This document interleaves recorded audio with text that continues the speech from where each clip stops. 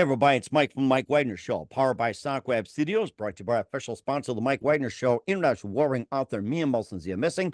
The Mike Wagner Show is brought to you by Illumnipical, the think tank of the future. The Sweet Psalms by Sabrina Wagner, based on the life of David, now available on Amazon. Also, Heidi Tam Music. Check out her latest at HeidiTamMusic.com. We're here with a terrific lady who's an award-winning author, professor at North Hall Chair of Black Studies at UC Santa Barbara. She was a recipient of UC Berkeley Chancellor's past doctoral fellowship and a joint appointment in the School of Public Health Department and Sociology. Also won numerous awards as an author in publication diverse venues and must read in such magazines like Essence, Ms. Magazine, and also NPR as well too. And also has a brand new book blending historical research, personal stories, and critical analysis of popular culture leading to the demise of romantic partners. So lovers may want to listen up to this one, emphasizing how racism and anti-feminist ideology has been the driving force as well. The book is called The End of Love, Racism, Sexism, and the Death of Romance. So it's not you, it's me. Takes on to a whole new level. Live, ladies and gentlemen, Plus Studios in beautiful downtown Ventura, California. The amazing award-winning author and professor and North Hall Chair of Black Studies at USC Santa Barbara.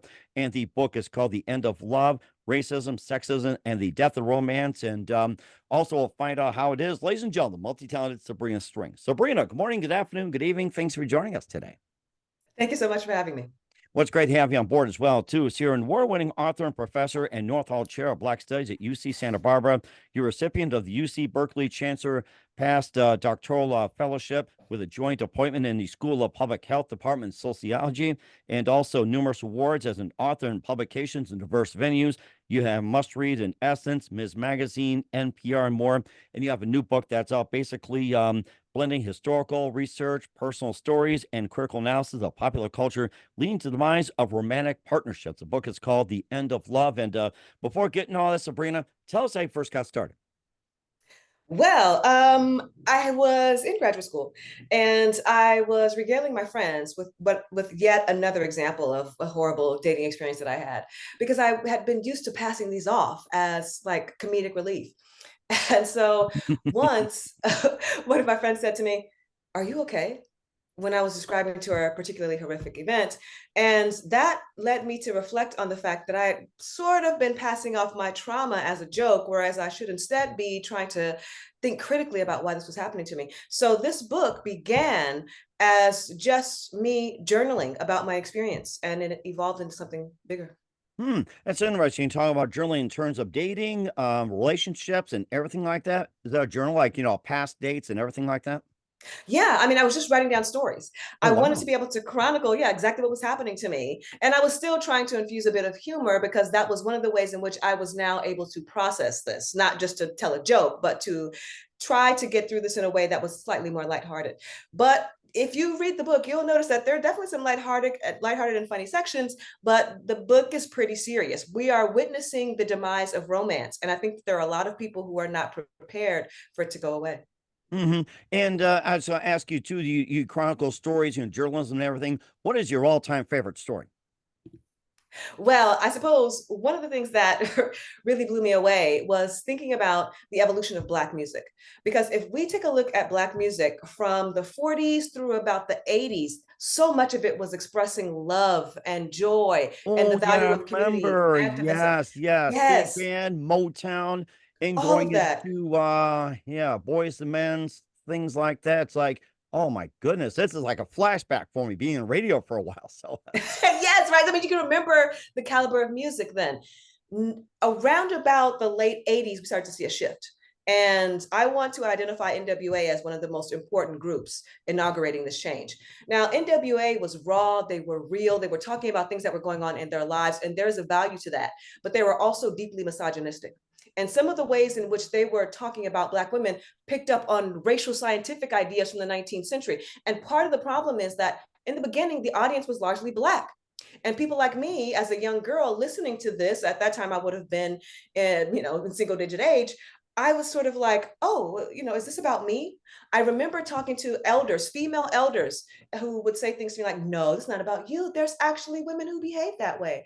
So there was a real way in which this message, which again picks up on a lot of ideas from race science, was sanctioned because it was coming from Black men. oh, wow.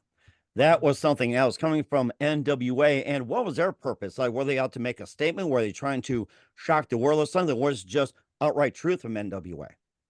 I think a lot of what NWA was doing was saying, no one's paying attention to what's happening to us in the ghetto. And we will not remain silent. We want you to know about the police brutality. We want you to know about the lack of opportunity. We want you to know about the absolute decimation of Black spaces, even though we're in the post-civil rights movement. There is such a tremendous value to that, but it was deeply sexist.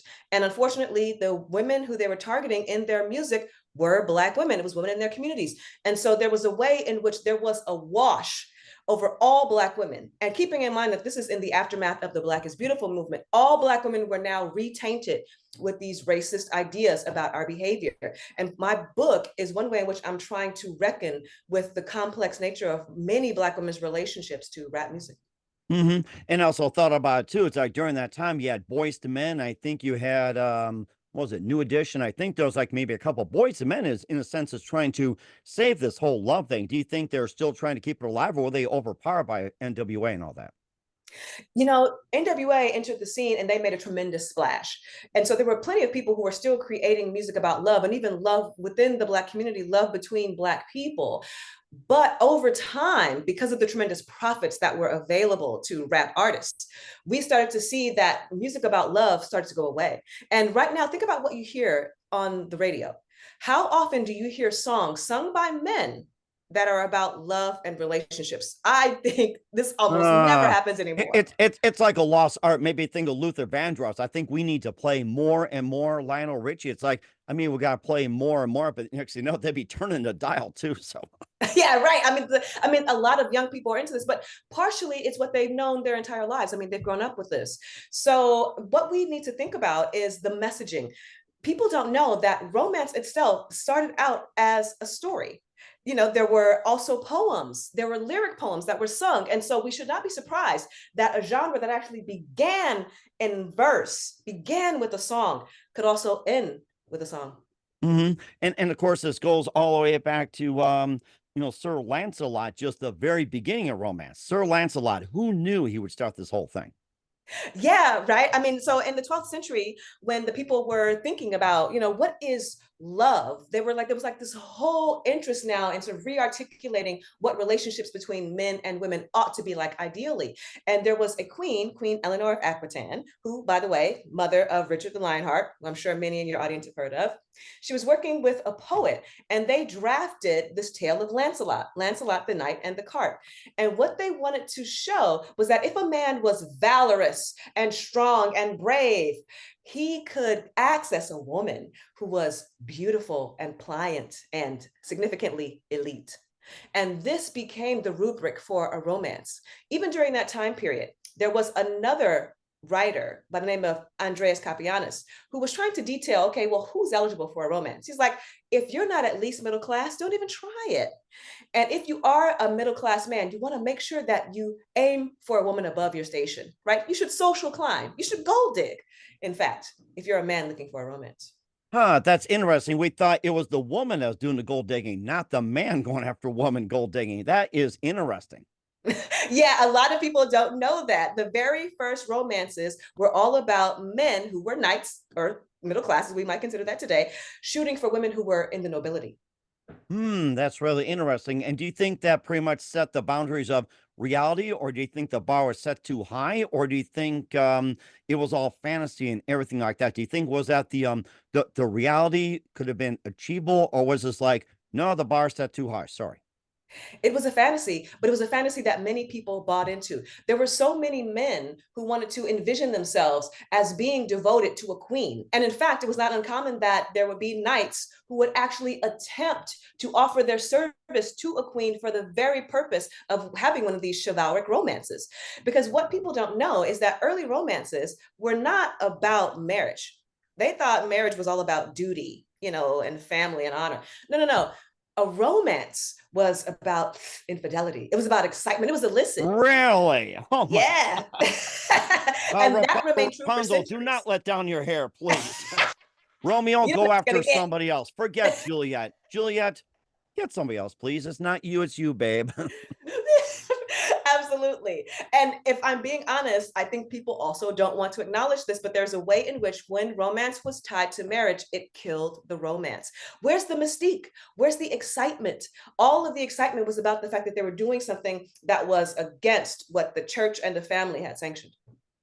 That's really interesting. You said that too. And then you talk about, having that ideal sort of lance on it. Made me think of the caveman one day, walk around with a club and all that. Sees a woman, bonk on the head, drag him. It's just like, you're my woman. There's romance. Right. I mean, at that time, love stories were pretty short and sweet, or maybe not so sweet, but definitely short. But over time, people start to expect a lot of these sort of ritual elements to a man pursuing a woman. Obviously, people expect men to pursue women overwhelmingly. And it was these ritual elements that we now call courtship that, for the most part, were generated from these romantic tales. That's really interesting. You're saying all this stuff. And do you think, events like Valentine's Day, or say like with Sweetest Day, or remembering a certain date and all of that, do you think that puts more pressure on men to pursue women, or is this like, supposed to be more of a motivator? If we think about Valentine's Day, mostly what we see are advertisements telling men what to buy their partners. We rarely see advertisements telling women to buy men something. So there's a real transactional expectation within Valentine's Day. It's like, okay, men, you buy a woman something so that a woman can put a negligee on and then pleasure you sexually. Said that baldly, it seems kind of troubling. That certainly does as well, too. And there's more aspects to the book called The End of Love, Racism, Sexism, and the Death of Romance with Sabrina Strings. More on that. We got some interesting stories and questions. But first, you listen to The Mike Wagner Show at themikewagnershow.com, powered by Sonic Web Studios. Visit online at sonicwebstudios.com for all your needs. Look at a professional website without breaking your budget. Sonic Web Studios is the answer. Sonic Web Studios offers fast, affordable custom web designs that blow the competition away. Call today, 1-800-303-3960. That's 1-800-303-3960. Or email to support@sonicwebstudios.com. Mention the Mike Wagner Show. Get 20% off your first project. Sonic Web Studios. Take your image to the next level. Also, time to give a special shout out to our official sponsor of the Mike Wagner Show, international warring author Mia Molson-Zia. If you love fast-paced mysteries, you'll love Missing by Mia Molson-Zia, available on Amazon in paperback and ebook. Missing is fast-paced and intriguing with an unforgettable twist. Takes place in 4 countries, 2 strangers, 1 target, where truth is illusion and those you love be the first go missing. It's available on Amazon in paperback and ebook. Missing by Mia Molson-Zia has garnered great reviews. In Evil 11 Joyce by Howard celebrities, including Johnny Cassidy, Forrest Riley, and many others. So grab your copy today for goes Missing by Mia Molson-Zia, available on Amazon. Coming up, Missing 2 by Mia Molson-Zia, coming soon to Amazon. Watch out for double the fun and double the pleasure, and also double the trouble as well. Also, the Mike Wagner Show is brought to you by Illumnifical, the think tank of the future, bringing scientists and engineers together from all over the world, creating a method that constructs a renewable generator. This unique product operates on a closed loop system, generating more energy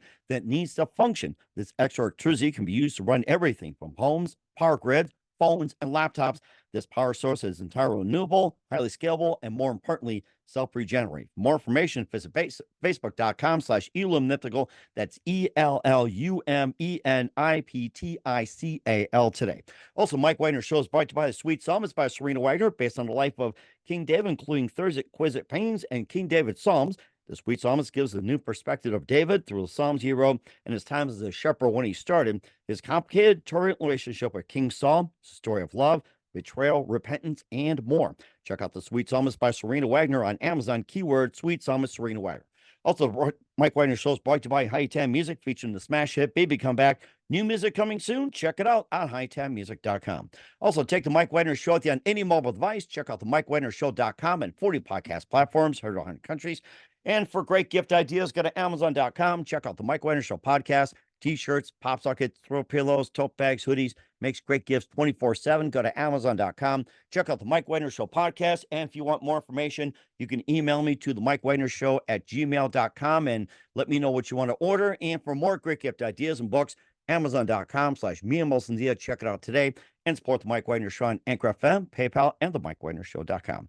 We hear the amazing award-winning author and professor, North Hall Chair of Black Studies at UC Santa Barbara, Sabrina Strings, on the Mike Wagner Show, the book of The End of Love, Racism, Sexism, and the Death of Romance. And before we get back to it, you also had a previous book too called Fearing the Black Booty, or Black Body, should say, the racial origins of fat phobia. And tell us more about that book. Well, that book was very different in its origin because it wasn't really my research question at the outset. It was my grandmother's. Hmm. My grandmother had migrated from the Atlanta, Georgia area to Los Angeles in 1960. So she was part of the tail end of the second wave of the Great Migration when Black Oh, people were wow. finally leaving the South. Yeah. And one of the things that struck her immediately was that moving from picking cotton, which she did as a child, and moving from working as a domestic in a white family's home, which she also did as a young adult, she was now working in retail. She was working at Macy's. And for the first Nice. time, yeah, right. For the first time, she was working around a bunch of other white women. And she was blown away by the number of them that were on diets. And she was like, what's going on?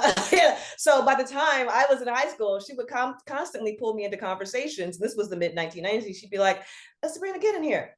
Now look at Victoria, who's a character in Young and the Restless. Victoria is dying to be thin.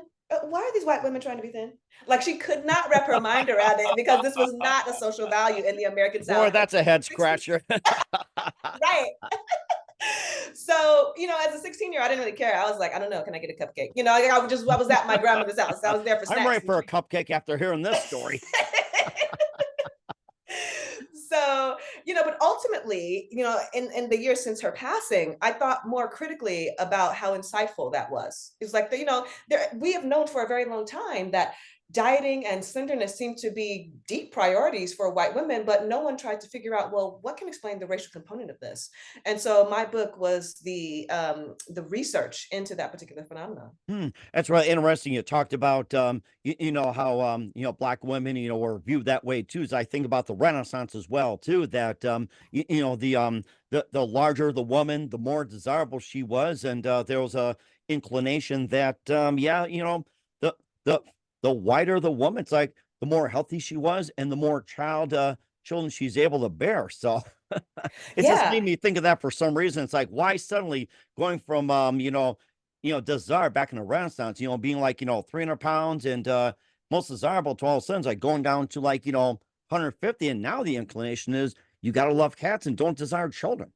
I mean, so much has changed, Oh over my the period gosh. of Yeah. time. Woo, Yeah. I can't keep up with it. Sorry, folks.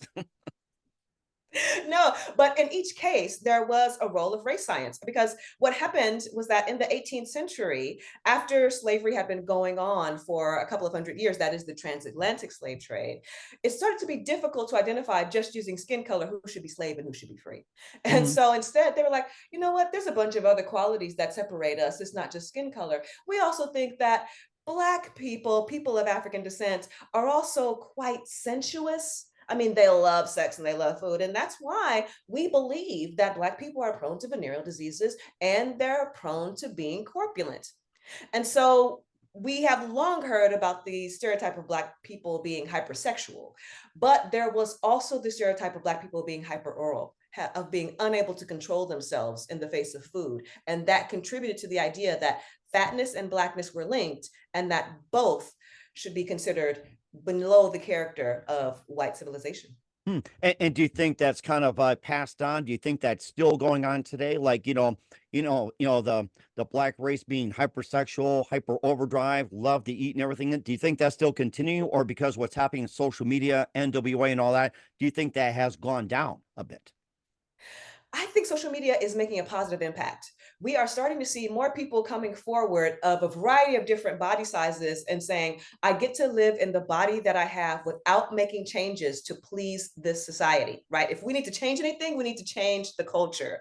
Um, but that doesn't mean that everyone's gotten the message. There's still plenty of fat phobia online, not to mention the fact that you can find a tremendous amount of fat phobia within the medical field itself.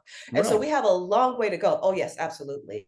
The medical establishment has been saying for a long time that we are experiencing a quote unquote obesity epidemic, even as they acknowledge the fact that the tool that they're using to identify people as quote unquote excessively fat is a deeply flawed tool, that being body mass index, which was, by the way, created by an astronomer who had no interest in health And an outcomes. astronomer, really? A body Yeah, mass insect and index and astronomer? I don't get it. right.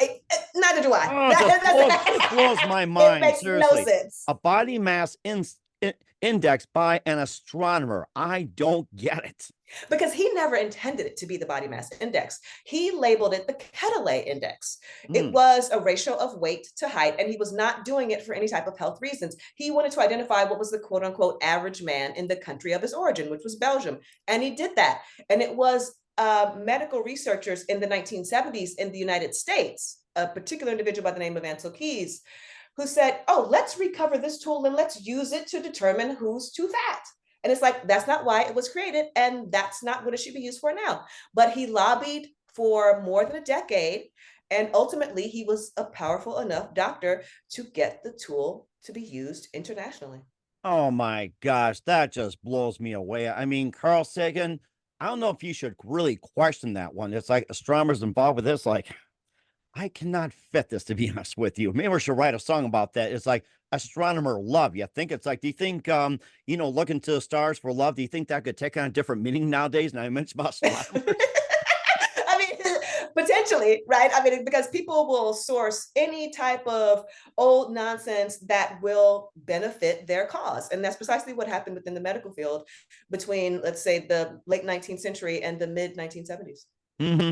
And of course, I was thinking about it as well too. Of course, you had your the romance you talked about depicted with Sir Lancelot, then it later colonized into the slavery trade as well too, and of course, incorporating America and everything else. And at one point, do you think it's gotten to where it's like romance, courtship, partnership, marriage, and getting down to what's called situationships? What point do you think it's come down to it?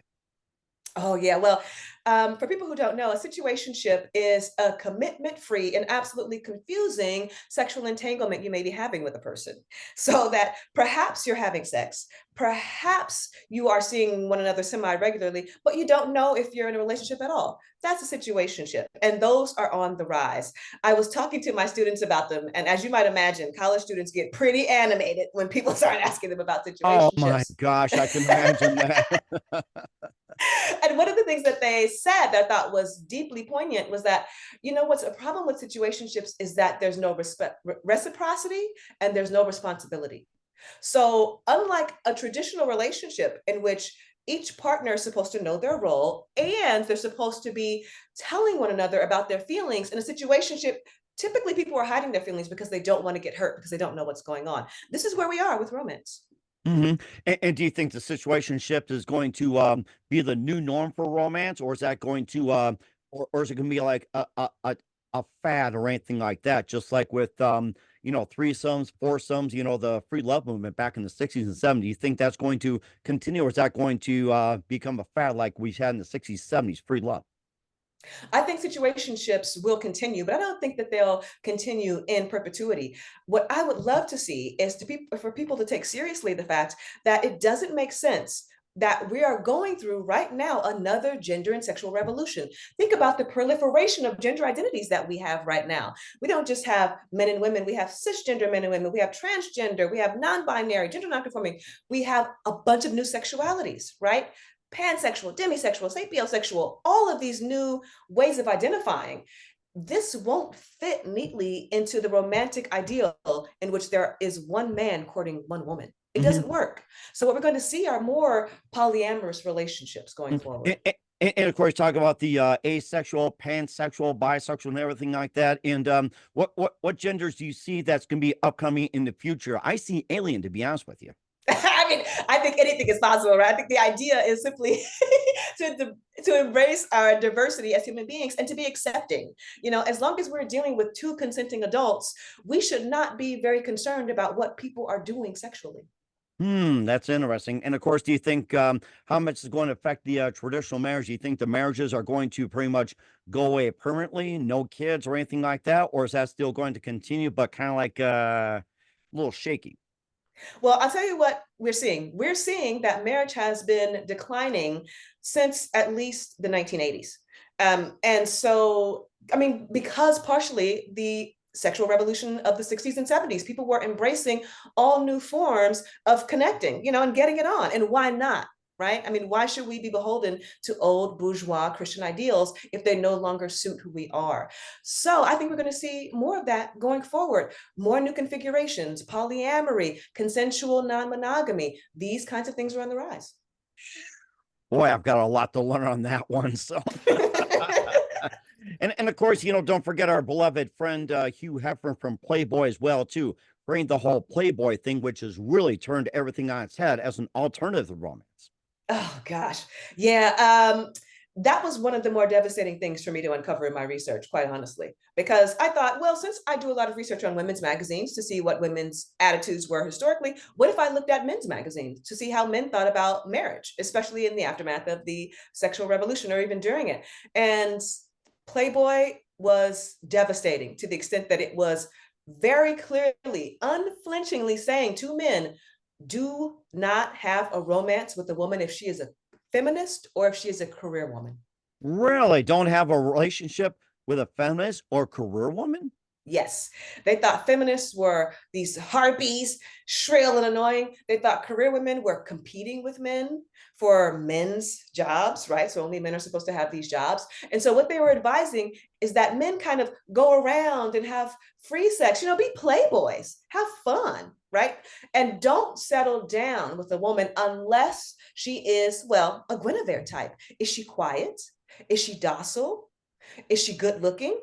Okay, as long as you can get yourself a traditional good girl, then you can settle down. Guinevere, I haven't heard that term in years. I'm starting to learn this all over again. Thank you, Robin Hood. Yes, Guinevere was actually the woman that Lancelot was in love with. Was it? And she Okay, I was got married to King Arthur. somebody else. Sorry. I'm sure that it's probably the same Guinevere within that universe as well. And do you think fairy tales also, affecting in terms of play of romance and everything else like that?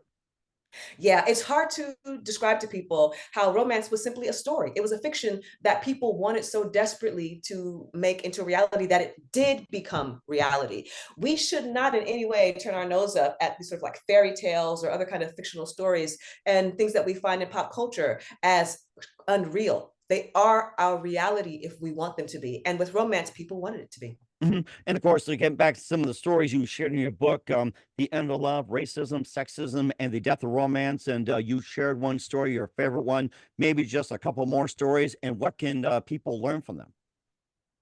Well, let's see. I'll share another story. I was on my way to, I was a prospective undergraduate at UC Berkeley. Actually, I was so excited to get in because I've been a nerd my whole life. And by the time I was 7 years old, I already knew I wanted to go to Berkeley. So when I got in at 17, it was like the fulfillment of my life's ambition. And I went to the prospective weekend. And while I was there, it was the Black Admit weekend. So all of the young Black students who were admitted were there trying to make connections. So we had the senior undergraduates and the senior high school students, and they were trying to orchestrate things for us to do. So one thing that they did was they put us in a fishbowl type situation. The girls were in the middle and the boys were on the outside. And we were asked, what has happened to love in the Black community? Imagine being asked that at 17 years old. And it's like, we didn't know, right? We're a bunch of girls. We don't know. We're kind of timid and shy, we're all nerds. And so then, our little group disbands and then they put the boys in the middle. And then they ask the boys, what has happened to love in the Black community? And they sort of like shirk that question and they say, I want to know why a girl gets mad when you want to pass her to the homie. These are 17-year-old boys valorizing group sex in the middle of a Black Admit weekend, a recruitment weekend. And we serious? Oh yeah, my goodness. Yeah. Myself and the other Black girls present, we were blown away. Like I remember trying to get raising my hand and trying to get the attention of one of the seniors, like, hello, what's going on here? But unfortunately, the response of the seniors were, no, it's real. It's their experience. Let them talk. Of course, it's not their experience. They're 17 years old. So it was just another reminder that when people feel like they want to be sexist, and when it's Black women that they're being sexist against, even other Black women will often chime in to say, no, allow this to happen. Oh my goodness. You wonder, where were the parents at that time? Yeah, exactly. So actually, as it turns out, the conclusion of the story is that I went home And my parents were like so excited to hear about my experience. And I didn't want to tell them that. I just told them I don't want to go to Berkeley now. And I was certain that I was not going to go. My parents know that I can be very strong willed. And they rallied their forces for weeks to try to change my mind because my parents did not go to college. My mother had me when she was 17 years old. And Mm. so they are smart people who did not go to college. They understood the currency of a school like Berkeley. And ultimately, they were able to convince me that I could go there and get a great education and not have to worry about those kids. And you also went to UC Santa Barbara, and what was the factor in that one over UC Berkeley? So I did my degree at UC Berkeley for my undergrad. I did my PhD at UC San Diego. Okay, And gotcha. Okay. yeah, yeah. And UC San Diego is an entirely different animal. You know, I don't want to rag on it too hard, but it had a reputation, especially when I was there, for being one of the least comfortable places for BIPOC students. I think it has evolved dramatically. And I don't want to toot my horn too much, but I was definitely one of the students who were activists on campus trying to help the university change. But yeah, the feeling at the different UC campuses can vary pretty widely. You talk about change as well too. You want to advocate change, and how can you, or how can you get people change the perspective of romance, and how to get back to romance? How can we help change it? Well, this is the thing. I am not advocating that we go back to romance. Romance has very strict gender roles, as we've been talking about. Men need to be tough and rescuing women. Women need to be ready to be rescued and being docile and doing what a man says. I don't think that there are too many men who believe that they should be taking most of their paycheck home to their wives. And I don't think there's too many women who believe that they cannot have careers in order to please a man. We have moved beyond these gendered stereotypes. It's time that we simply let romance go and embrace a more holistic and more egalitarian way of loving. And that is, Well, that is, you meet people where they are and you're honest and you seek consent, because romantic courtship was always hierarchical. Men were driving it, women were doing what they were told, right? I don't think that there are too many men who expect to be carrying that burden, or women who expect to be quiet and pliant all the time. that is rather interesting. And of course, more in the book, The End of Love, Racism, Sexism, and the Death of Romance with Sabrina Strings. We'll get more in that just 1 minute. You listen to The Mike Wagner Show at themikewagnershow.com, powered by Sonic Web Studios, brought to you by official sponsor of The Mike Wagner Show, international warring author Mia Molson Zia Missing. Also brought to you by Eliminatical, the think tank of the future. The Sweet Psalmist by Serena Wagner, based on the life of David, now on Amazon. And Heidi Tam Music. Check out our latest at HeidiTamMusic.com. We'll be back with the multi-talented Sabrina Strings of The End of Love, Racism, Sexism, and the Death of Romance after this time out. We're back with author Sabrina Strings of The End of Love here on the Mike Wagner Show. And of course, some things the end of love, something that continues, and some things it goes in a different direction. And where can we find your book and all your works at, Sabrina? You can find it anywhere books are sold, but I would recommend that you check out bookshop.org, an independent bookseller. All right, we'll certainly check that as well, too. And just a few more things, Sabrina. What else can we expect in 2024 and beyond going into 2025? Oh, I'm always writing different things. I'm actually writing a follow up to my first book, and I'm writing a follow up to my second book. And I have And the different ideas third, that and the fourth, and the fifth, and we are loving it. Yes, love in a different way. Love one, love two, love three, love four, love five, and maybe loving aliens too. but probably I should clarify, even though the title of the book is The End of Love, and it's worth stating that there are 3 women who wrote books with that title in the past 3 years. This is how serious the situation is, right? So even though the main title of the book is The End of Love, the book is not about the end of all forms of love, evidently. It's the end of the erotic passion or the infatuation that is romantic courtship, right? Romantic love was never meant to be enduring and for all time. It was always supposed to be a fling. It was always supposed to be an affair. It was always supposed to be a little bit dirty. So that is more or less gone. Instead, we can adopt more expansive ways, more inclusive ways of showing our love to people. And we also don't have to create a hierarchy in which we put sexual love as the most important love in our lives. We can have our love of our families, our love of our friends, our love of our community be equivalent to sexual love in our lives. And what's your idea of love, and what is your ultimate love? I think that for me, I want to have the kind of love that is not different between my partner, if I were to have one, and my children, if I were to ever have them, and my parents and my friends. I don't want to feel as if, okay, I love this person less than this person. How does that make sense? I want to love people equally. I want to love people for who they are, and I want to be generous. That is love. And that is love indeed. And we love you for that, Sabrina. I got to say that. We love you right there. Thank you so much, and I love you right back. That does too. And of course, we're with author Sabrina Strings here on the Mike Wagner Show. And just a couple of things. Who do you consider biggest influence in your career? Probably my grandmother, because she was wise and she was beloved. Okay. And what's the best advice you can give to anybody at this point? Don't believe what other people tell you about who you are. You are the author of your own destiny. And you have the author of your book as well, too. We're here with author Sabrina Strings of The End of Love, Racism, Sexism, and the Death of Romance here on the Mike Wagner Show. Sabrina, very big thank you for your time. You've been absolutely fantastic. Learned a lot. Looking forward to having you again soon. Keep us up to date. Keep in touch. Love to have you back. Wish you all best. And once again, what's your website? How do people contact you? Where can people purchase or check out your book? You can find me on Instagram at Yogini Black. You can find me on Twitter, or X as it's now called, at SA Strings.